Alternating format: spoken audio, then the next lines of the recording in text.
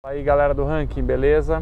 Vamos fazer aqui um vídeo sobre a recente crise entre o presidente Jair Bolsonaro e seu partido, o PSL.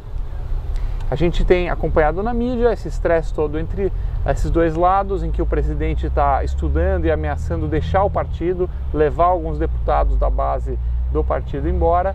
Então vale a pena aqui fazer primeiro uma retrospectiva um pouco dessa tumultuosa relação. Muito bem, num país normal, você costuma ter grandes partidos que representam conjuntos de ideias. É isso que define um grande partido, né? Pode ser uma galera que está reunida em torno de um tema mais ambientalista, uma pegada mais social, de distribuição de renda, uma pegada mais liberal, de eficiência, de redução do Estado. Ou seja, são grupos de pessoas que pensam alguma coisa em comum, né? Eles têm alguma coisa que eles pensam em comum, seja você concorde ou não, seja alguma coisa inteligente ou alguma coisa idiota, mas as pessoas se reúnem e assim se filiam a esse partido que vai em conjunto defender essas ideias na esfera pública. Essa que é a beleza da democracia, um monte de gente que discorda, reunidos em torno de um parlamento, agremiados em partidos. Pois bem, em alguns casos no Brasil você até tem isso.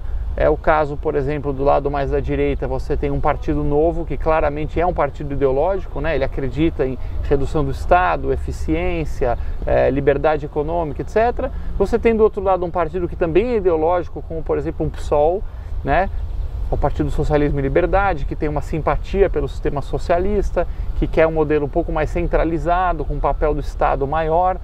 Nossos seguidores sabem que a gente discorda, por exemplo, do PSOL em uma série de assuntos, porém, sim, é um partido com P maiúsculo, né, como um partido deve ser. Porém, existem outros grupos, entre partidos também grandes, que é só fisiológico, né, só está lá para ir atrás de cargo, etc.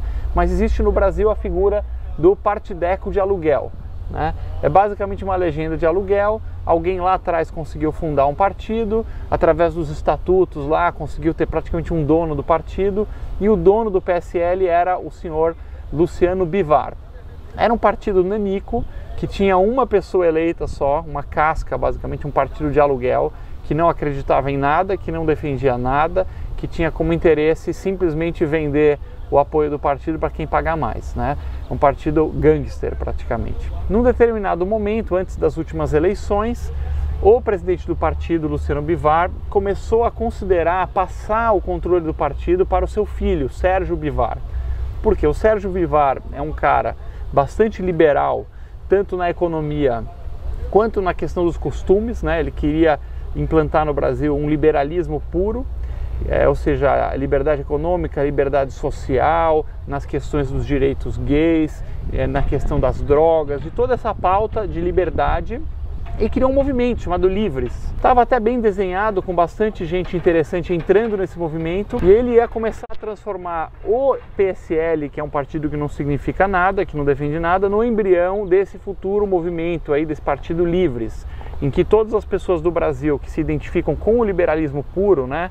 Você que quer um Estado pequeno, pouco imposto, o Estado simples, mas ao mesmo tempo você também quer direito do casamento gay, você quer liberação das drogas, você quer toda essa pauta da liberdade social, lá ia ser a casa dos liberais do Brasil, etc. Inclusive isso ia complicar um pouco a situação para o Novo, porque ele divide um pouco a pauta do Novo, que é um partido que, pelo menos na área econômica, compartilha 100% dos ideais do Livres. Muito bem, estava tudo mais ou menos caminhando para essa situação, até que o Luciano Bivar, o dono do partido, achou um comprador melhor. Jair Bolsonaro, disparando aí nas pesquisas esse fenômeno, esse foguete Jair Bolsonaro que a gente viu, realmente um fenômeno eleitoral incrível no ano de 2018, final de 2017, 2018, estava precisando de uma casa para ir, queria levar a sua candidatura para um partido.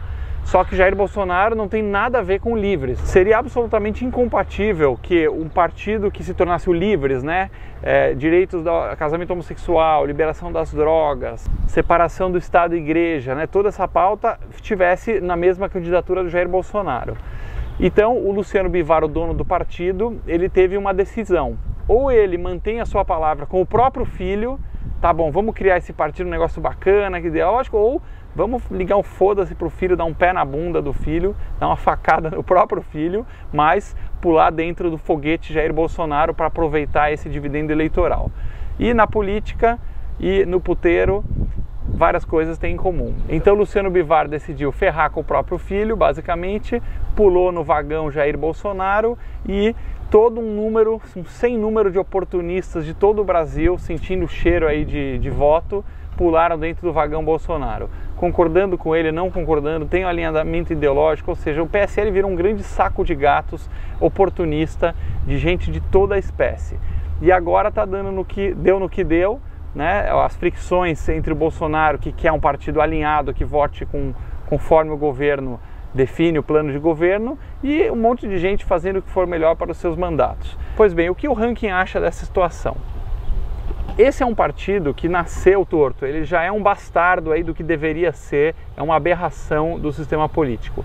Se Bolsonaro sair e levar a parte mais alinhada com ele para um outro partido, ok.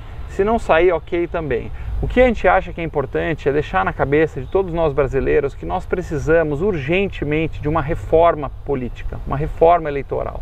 Porque o sistema que está hoje é exatamente o que a gente colhe quando tem um sistema de voto tão distorcido quanto o nosso, que é o proporcional misto, que a gente já fez vídeo aqui com vários problemas dele.